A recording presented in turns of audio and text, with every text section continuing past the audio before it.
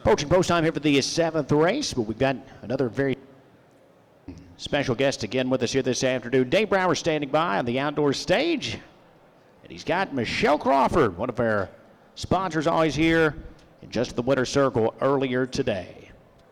And we definitely thank her for that, Gabe. Michelle Crawford, always one of our most pleasant interviews, whether it be here at the Meadowlands in Ohio or in New York. Michelle Crawford and her husband Al operate the Crawford Farms. You see the Crawford Farms finish line right here at the Red Mile. And I like to call your farm a do-it-all breeding farm in New York. And you've really grown exponentially over the last couple of years.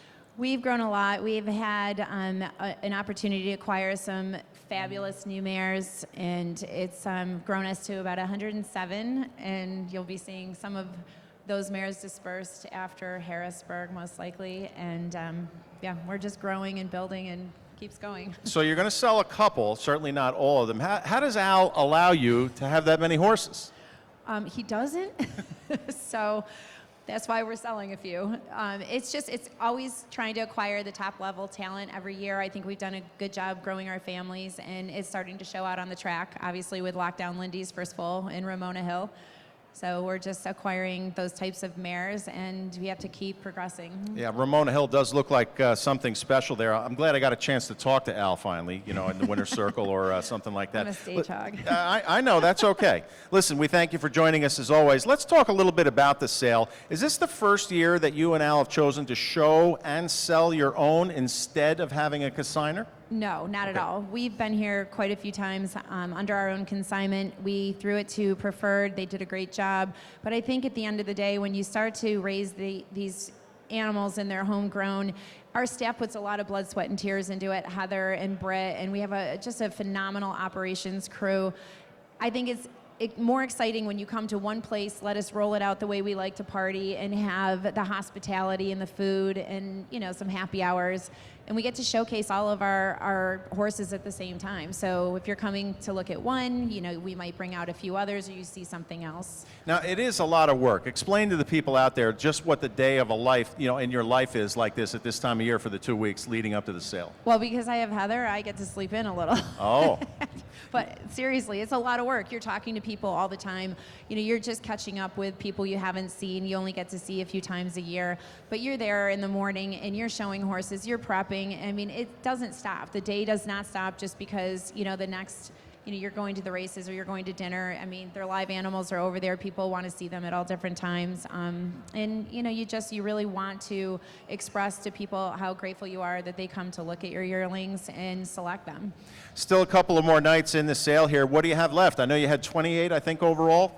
We had 26 that actually came, and we have 11 left, which include 4 Chapter 7s for tonight.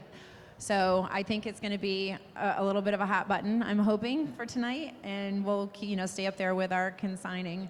Overall, the sale is way up this year. They're about to smash their gross record probably tonight. That has to be good for the industry, right? Yeah, I think it's fabulous. I think they're starting to catch up to the thoroughbreds a little bit with the money they spend. So I hope it doesn't shut off. I hope the economy stays strong. I think that it just shows great support to all the farms and breeders out there.